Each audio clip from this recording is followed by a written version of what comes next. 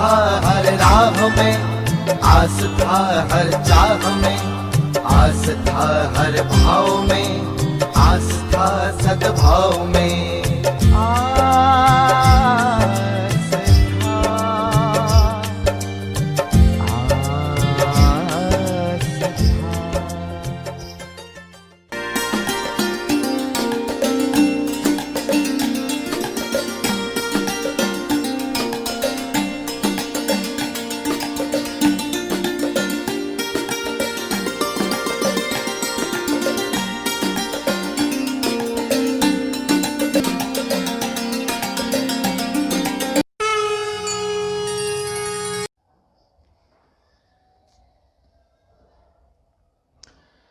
ॐ नारायणं नमस्कृत्य नरो चैव नरोत्तमं देवीं सरस्वतीं व्यासं ततो जयमुदीरयेत्।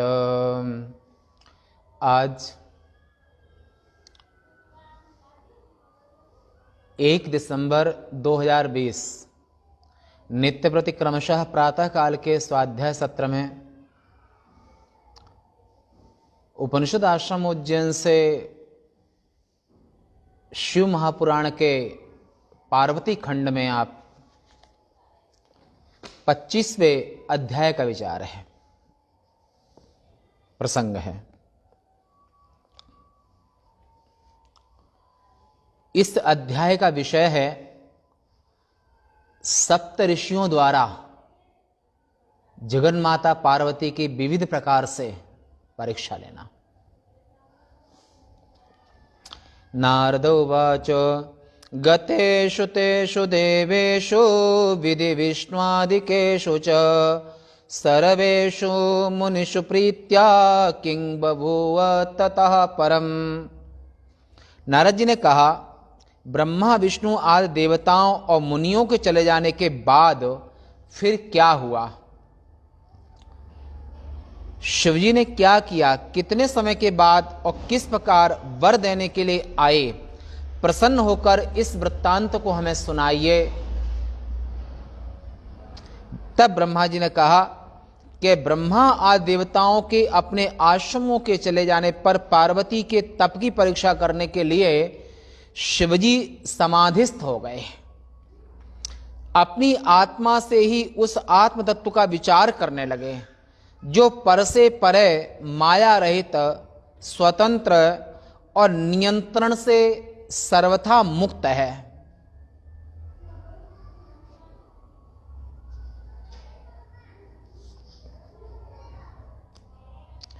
स्वात्मानं आत्मना कृत्वा स्वात्मन्येव व्यचिन्तयत परात् परतरं स्वस्थं निरमायं निरवग्रहम्। वृषभध्वज भगवान शिवजी उस समय पार्वती के हृदय स्वरूप हो गए थे। इनकी गति को कोई जान नहीं सकता क्योंकि वे सृष्टिकर्ता और परमेश्वर हैं। हे नारद, उस समय पार्वती कठोर तप कर रही थीं। उसकी उस तपस्या को देखकर शिवजी भी आश्चर्यचकित हो गए। भक्त के अधीन होने के कारण वे समाधि से विचलित हो गए। तब सृष्टिकर्ता उन्होंने वशिष्ठ आदि सप्त ऋषियों का स्मरण किया। देवादेव महादेव ने वशिष्ठ आदि सप्त ऋषियों का स्मरण किया और मन से जैसे स्मरण किया और सप्त ऋषिगण वहां पर उपस्थित हो गए। वे सातों ऋषिगण उनके स्मरण करते ही प्रसन्नचित होकर और ब्रह्मा की बड़ाई करते हुए वहां चले आए और प्रसन्न होकर वे शिवजी को प्रणाम कर, हाथ जोड़कर, सिर झुकाकर गदगद वाणी से स्तुति करने लगे। सप्त ऋषियों ने कहा, हे देवताओं के स्वामी देवादिदेव महादेव, हे दया के सागर, हे ईश्वर, हम लोग आज धन्य हो गए जो आपने हमारा स्मरण किया। आपने हम लोगों को किस लिए याद किया, वह आदेश हमें दीजिए। अपने भक्तों के समान हमारे ऊपर कृपा कीजिए, आपको हमारा कोटि कोटि नमन है। ऐसा सप्तऋषियों ने महादेव के चरणों में कोटि कोटि नमन किया और उनसे पूछा कि हमें किस कारण से, किस प्रयोजन से यहां पर आपने याद किया।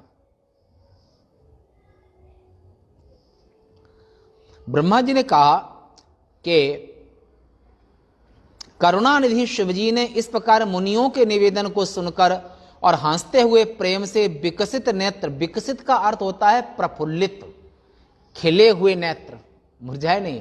जैसे फूल खिला हुआ होता है, फूल मुरझा होता है, तो प्रफुल्लित चित्त, फूल जैसे खिला हुआ फूल, ऐसे ही जो अंतःकरण है वो भी प्रफुल्लित होता है, आंखें भी प्रफुल्लित होती हैं। ऐसे तो इस प्रकार मुनियों के निवेदन को सुनकर हंसते हुए प्रेम से विकसित नेत्र कमलों वाले भगवान महादेव ने सप्त ऋषियों के प्रति कहा, हे मेरे प्रिय सातों मुनियों, मेरे वचन को शीघ्र सुनिए। आप सब मेरे हितकारक और सब प्रकार के ज्ञानी हैं। इस समय हिमालय की पुत्री पार्वती गौरी शिखर पर स्थिर चित्त होकर तपस्या कर रही है। हे ब्राह्मणों, वह सखियों से सेवित होकर मुझे पति रूप से प्राप्त करने के लिए अन्य सब इच्छाओं को छोड़कर और एकाग्र मन से उसी तप में लगी हुई है।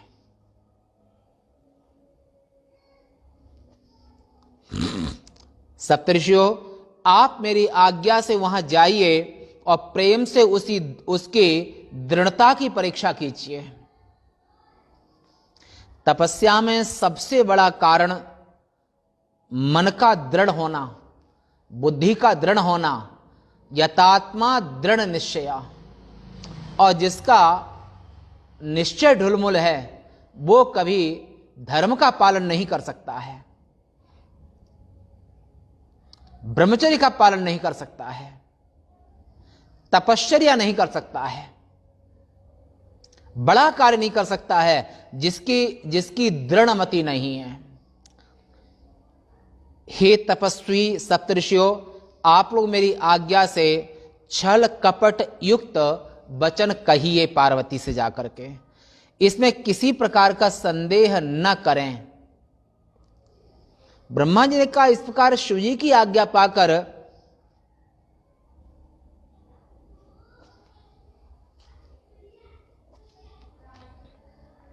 सर्वथा छल संयुक्तं वचनीयं वचस्वः वचनीयं वचश्च वः न संशया प्रकर्तव्यः शासनान् मम सुव्रताः। हे सप्तऋषियों, तुम जाकर के पार्वती पे जाए तुम प्रेम परीक्षा ले, गिरी है प्रेरि पठवो भवन दूर करे संदेह।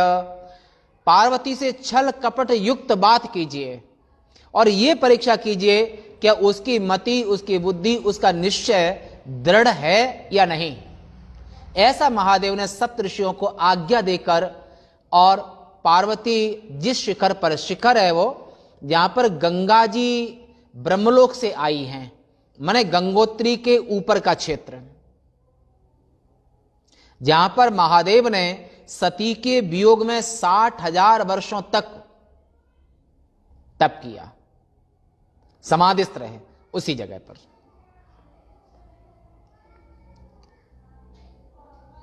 इस प्रकार शिवजी की आज्ञा पाकर वे सातों ऋषि शीघ्र ही वहां गए जहां गिरिराज किशोरी जगन माता शोभित हो रही थी। वहां जाकर मुनियों ने शिवा को इस प्रकार देखा कि मानो वह दूसरी तप की मूर्तिमती सिद्धि है, मूर्तिवंत तपस्या जैसी। गोस्वामी जी ने रामायण में शिव पुराण का पूरा सेम रखा है, वहां पर शिव का प्रसंग, मूर्तिवंत तपस्या जैसी, जो अपने तेज से सुशोभित है। तपस्वी सातों ऋषियों ने झुककर हृदय से उन्हें प्रणाम किया और भगवती से सम्मानित होकर और कहने लगे सप्तऋषिजन।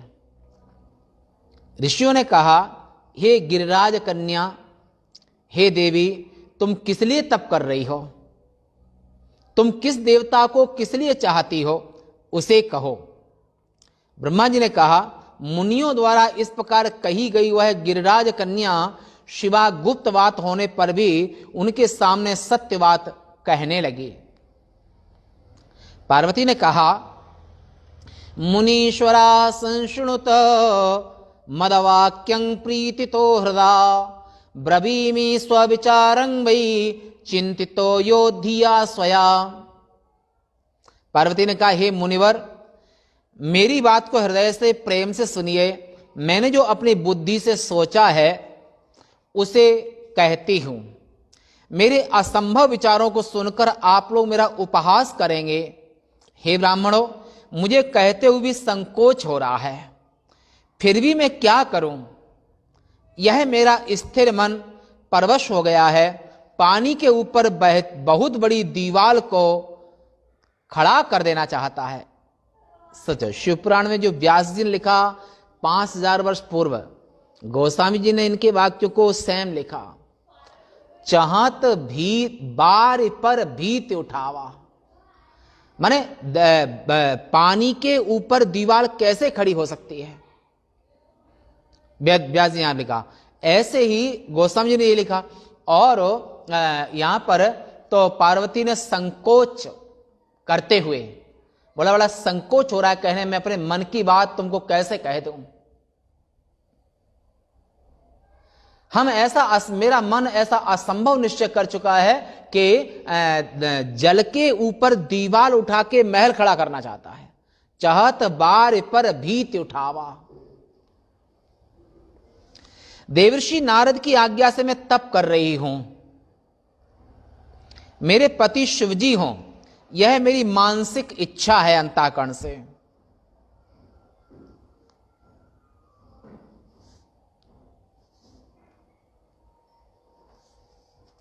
बिना पंख वाला मेरा मन रूपी पक्षी हठ पूर्वक आकाश में उड़ रहा है। मेरी उस आशा को दया समुद्र शिवजी पूरी करें। इतनी उसकी बात को सुनकर उन मुनियों ने हंसकर प्रेम से गिरिजा का सम्मान करके झूठी एवं कपट पूर्ण बातें कहीं। ऋषियों ने कहा,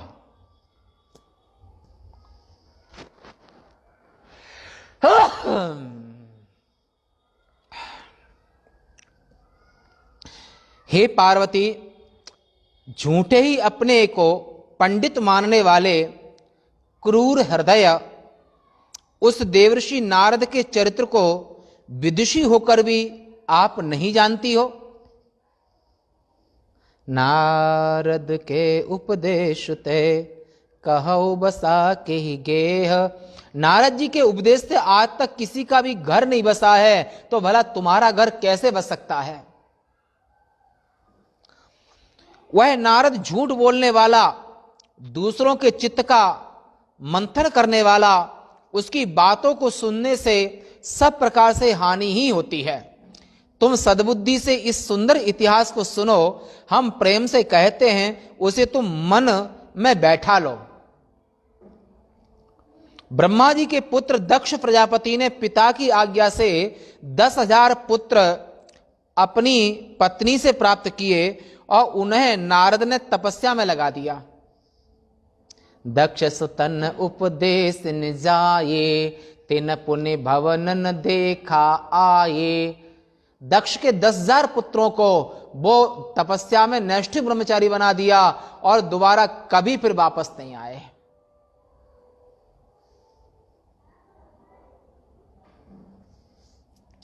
वे पुत्र पश्चिम में स्थित नारायण सरोवर के पास तपस्या करने के लिए गए। वहां नारद भी पहुंच गए। उन्होंने उनको कपट युक्त उपदेश दिया, जिसके कारण फिर कभी वे घर वापस नहीं आए। तीन पुण्य भवन न देखा जाए, ये गोस्वामी जी ने लिखा है। उन्होंने पुनः अपने भवन की ओर नहीं देखा। वहीं से आजीवन नैष्ठिक ब्रह्मचारी होकर के और ब्रह्मत्व को प्राप्त हुए। यह सुनकर दक्ष नाराज हुए और ब्रह्मा जी ने उन्हें समझाया। तब उन्होंने 1000 पुत्रों को जन्म देकर और उन्हें तपस्या के लिए भेजा। 10,000 को पहले नैष्ठिक ब्रह्मचारी साधु बना दिया और 1,000 को फिर दक्ष ने पैदा किया और उनको जब तपस्या के लिए भेजा तो पिता की आज्ञा से बेबी जब तप करने के लिए गए तो नारद पुनः उन्हें अपना उपदेश देने के लिए वहां पर पहुंच गए। पश्चिम समुद्र, आज के समय में द्वारिका, कच्छ, भुज, सोमनाथ, उस क्षेत्र में उन्हें उपदेश दिया और बेबी अपने भाइयों के मार्ग पर चले गए। बेबी भिक्षुक बन गए, यानी कि सन्यासी बन गए। नैष्ठिक और सन्यासी, नैष्ठिक भी सन्यासी ही होते हैं, तो नैष्ठिक ब्रह्मचारी या सन्यासी दोनों एक ही है, दोनों ज्यादा अंतर नहीं है, सिखा थोड़ा सा अंतर है। तो वे भिक्षुक बन गए और घर वापस वो भी नहीं आए हैं। 10,000 पहले चले गए भिक्षु बन करके नारद के उपदेश से और 1,000 फिर। हे पार्वती, इस प्रकार नारद जी का सदव्यवहार संसार में सब जानते हैं, बहुत प्रसिद्ध है सृष्टि में। वे मनुष्यों को बैरागी भी बना देते हैं। जो पहले चित्रकेतु नाम का जो विद्याधर था, नारद जी ने उसे अपने उपदेश देकर के उसका घर सूना कर दिया। चित्रकेतु कर घर इन घाला है। चित्रकेतु को भी उन्होंने, चित्रकेतु का घर भी वहां पर उनको भी वो भी सूना कर दिया। प्रहलाद को उपदेश देकर हिरण्याकश्यप से उसे अत्यंत कष्ट दिलाया। जब हिरण्याकश्यप के पुत्र प्रहलाद, नारद जी ने उनको शिष्य बनाया और शिष्य बनाकर के उनको असहनीय पीड़ा दिलाई। ऐसे सप्तऋषियों ने, सप्तऋषि लोग पार्वती, जगन माता पार्वती की परीक्षा करने लगे और झूठ मूठ की बातें बना करके महादेव के प्रति, महादेव की आज्ञा है तो दोष भी नहीं है, तो प्रहलाद को उपदेश देकर हिरण्याकश्यप से उसे अत्यंत कष्ट दिलाया। ये प्राय दूसरों की बुद्धि को बिगाड़ देते हैं। नारद मुनि ने जिसे कानों को नारद के उपदेश ते कहो बसा के गेह। पार्वती, नारद के उपदेश से आज तक किसी का भी घर नहीं बसा है, तो तुम कैसी ये कामना कर रही हो? तुम्हारे गुरुजी नारद हैं और नारद की आज्ञा के अनुसार, नारद की दीक्षा, नारद के उपदेश से तुम पर तपस्या कर रही हो, तो तुम्हारा घर वाला कैसे बस सकता है? अपनी विद्या सुनाई उन्होंने। प्राय वह अपना घर छोड़कर और भीख मांगा करता था।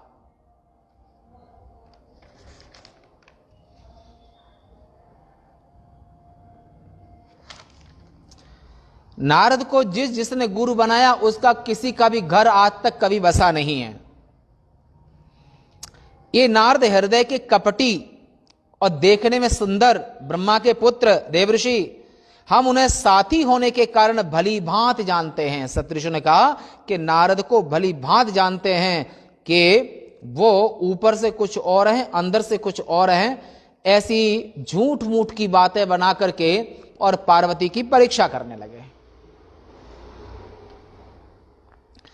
बगुला को भगत कहते हैं। बगुला को भगत कहते हैं, क्या वह मछलियों को नहीं खाता है? प्रश्न। साथी ही साथी के चरित्र को जानते हैं। तो सप्तऋषियों ने कहा नारद के चरित्र जितना हम जानते हैं उतना उनको कोई नहीं जान सकता है। दोस्त दोस्त को अच्छे से जानता है, वो हमारे साथी हैं इसलिए जान सकते हैं। विद्वान द्वारा आदरणीय तुम भी उनका उपदेश पाकर व्यर्थ ही और मूर्ख होकर के और कठोर तप कर रही हो इस गहन हिमालय में। हे बाले पार्वती, जिसके लिए तुम इतना कठोर तप कर रही हो वह सदा उदासीन, विकार, वासना शून्य, कामदेव के महाशत्रु और अमंगल शरीर वाला, लज्जा से रहित, अकुलीन, घरवार से रहित, बेघरवार, बेरोजगार, बेकार। अकुलीन, घरवार से रहित, निंदित वेश वाला, भूत प्रेतों के साथ रहने वाला, नंगा और शूल को माने त्रिशूल को धारण करने वाला। पहले गुरु की निंदा की, फिर इष्ट की निंदा की। ये पार्वती की धैर्य की परीक्षा लेने के लिए महादेव ने इनको झूठ बोलने के लिए आज्ञा दी। उस धूर्त नारद ने अपनी माया से तुम्हारे ज्ञान का नाश करके और तुम्हें मोहित कर और तुमसे तप करा दिया है। ऐसे वर को पाकर तुम्हें कौन सा सुख मिलेगा? हे गिरिजा, हे पार्वती, तुम ही थोड़ा विचार करो। पहले दक्ष प्रजापति की सद्गुण संपन्न सती के साथ विवाह करके उस बुद्धिमान शिव ने कुछ दिनों तक भी उसका पालन पोषण नहीं किया।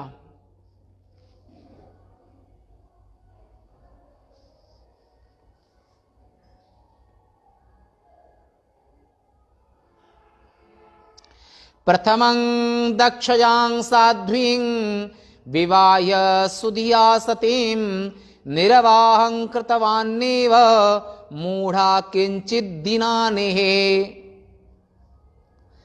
उसे उसी प्रकार दोष लगाकर स्वयं शिवजी ने छोड़ दिया और निरुपम रूप का ध्यान करते हुए शोक रहित सदा उसी में रमण करते रहते हैं। ब्रह्म स्वरूप में भी अद्वितीय परम निर्वाण रूप असंग और अद्वैत है महादेव। हे देवी, उनसे स्त्री का पालन पोषण कैसे होगा? अभी भी हमारे कथनानुसार दुर्बुद्धि को छोड़कर हे भाग्यवती पार्वती घर चली जाओ, तुम्हारा भला होगा इसी में।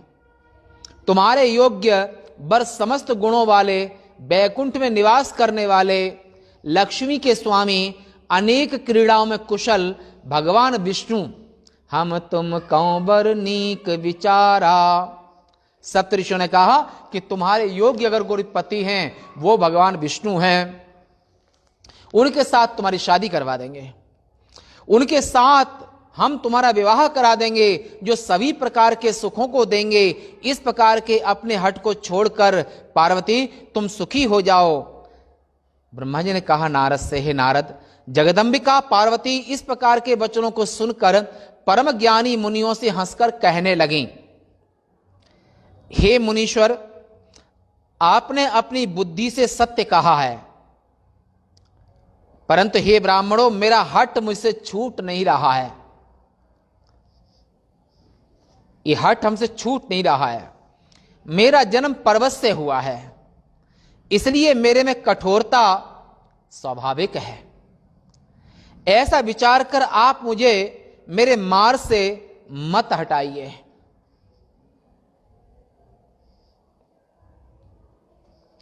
देवर्षि नारद का वचन मेरे लिए हितकर है, उसे मैं कभी नहीं छोड़ूंगी। नारद वचन न मैं परिहरऊं, बसे भवन उजरे नहीं डरऊं। गुरु के वचन प्रति तिन जेहि, सपन सुलभन सुख सिद्धते ही। अपने गुरुदेव के वचन में जिसको विश्वास नहीं है, गुरुदेव के चरणों में निष्ठा नहीं है, गुरुदेव तो ब्रह्म स्वरूप होते हैं, उसको न संसार में सुख मिलता है न परम गति मिलती है। मैं नारद जी के वचन को नहीं छोड़ सकती हूं। देवर्षि नारद का वचन मेरे लिए हितकर है, उसे मैं कभी छोड़ूंगी नहीं। वेद विदों का कथन है कि गुरुजनों का वचन सदा हितकर ही होता है शिष्य के लिए। गुरुजनों की बातें हितकर होती हैं ऐसी जिनकी स्थिर बुद्धि होती है, उन्हें इस लोक परलोक में कहीं भी दुख नहीं प्राप्त होता है, वो हमेशा सुखी रहते हैं। जिनके मन में ऐसी धारणा होती है कि गुरुजनों का वचन सत्य नहीं होता है, उन्हें इस लोक में और परलोक में सुख नहीं मिलता है, अपितु वे हमेशा दुखी रहते हैं। गुरुदेव के वचनों में जो श्रद्धा भक्ति नहीं रखते हैं उनको कहीं सुख नहीं मिलता है। गुरुणां वचनं सत्यमिति यद्धृदये नधि, यह मुत्रापितेषां हि दुःखं न च सुखं क्वचित्।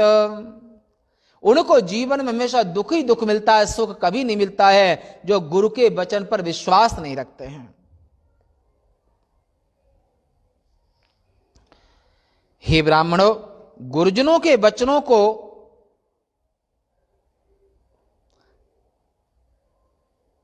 घर में रहें या वन में रहें कभी छोड़ना नहीं चाहिए।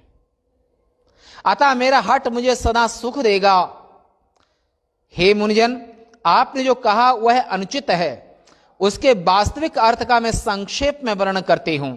सद्गुणों के घर विहार करने वाले जो आपने विष्णु को कहा वह सत्य है। सदाशिव को जो अगुण कहा उसका कारण मैं कहती हूं। शिवजी परब्रह्म विकार रहित, वे भक्तों के लिए स्वरूप धारण करते हैं। वे लौकिक प्रभुता को दिखलाना नहीं चाहते हैं। उनके पास ऐश्वर्य की कमी नहीं है, पर लौकिक ऐश्वर्य को वो कभी दिखाना नहीं चाहते हैं। शिवो ब्रह्मा विकारा सा भक्त हेतुर्धता कृति प्रभुतांग लौकिकिंग नैव संदर्शयितुम इच्छते। वो अपने लौकिक ऐश्वर्य को कभी किसी को दिखाना नहीं चाहते हैं। अवधूत रूप धारण करने वाले शिव परम आनंद में मग्न होकर परमहंसों की गति को धारण किए रहते हैं। भूषण आदि को धारण करना यह माया का विषय है। वे ब्रह्म हैं, अतः उस माया में लिप्त नहीं रहते हैं। वे प्रभु निर्गुण अज माया से रहित अलक्ष्य गति और वे विराट पुरुष हैं। हे सप्तऋषियों, धर्म जाति आधार के आप धर्म जाति आधार के आदि के आधार पर शिवजी कभी कृपा नहीं करते हैं। मैं गुरु की कृपा से ही वास्तविक रूप से शिवजी को जानती हूं। यदि शिवजी मेरे साथ विवाह नहीं करेंगे तो मैं सदा कुंवारी ही रहूंगी। यह मैं सच कह रही हूं। कोटि जन्म लगे रगर हमारे, बरौ शंभु नत रहो कुंवारे। ऐसा अपना अटल निश्चय उन्होंने बोल दिया। यदि सूर्य पश्चिम में उगने लगे, सुमेरु पर्वत चलने लगे, आग शीतल हो जाए, कमल पहाड़ों के आगे पत्थर पर उग जाएं, तब भी मेरा हठ विचलित नहीं होगा। मैं सत्य कह रही हूं।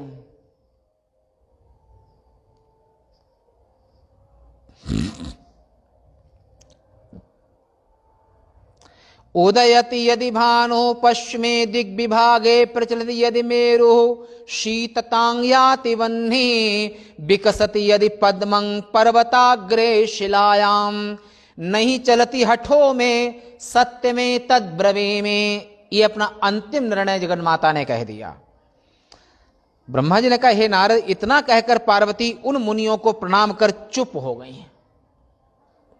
फिर विकार रहित मन से शिवजी का स्मरण किया।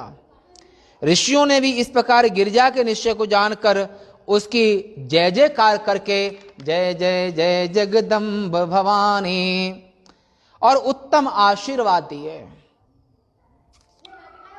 वे सप्तऋषि प्रसन्न होकर देवी को प्रणाम कर उसकी परीक्षा करने के बाद शिवजी के स्थान को गए। वहां जाकर शिवजी को प्रणाम कर संपूर्ण समाचार सुनाकर और उनकी आज्ञा पाकर आदर के साथ स्वर्ग लोक को चले गए। तत्र गत्वा शिवं सर्वं वृत्तान्तं विनिवेद्य तदाज्ञां समनुप्राप्य स्वरलोकं जगमुर्रा आदरात। वे सभी ऐसा कह करके और स्वर्ग को चले गए। ये शिव पुराण में द्वितीय रुद्र संहिता के तृतीय पार्वती खंड में सप्तऋषिकृत परीक्षा नामक 25वां अध्याय यहां तक पूरा होता है। शेष वार्ता कल करेंगे। बोलो शंकर भगवान की जय।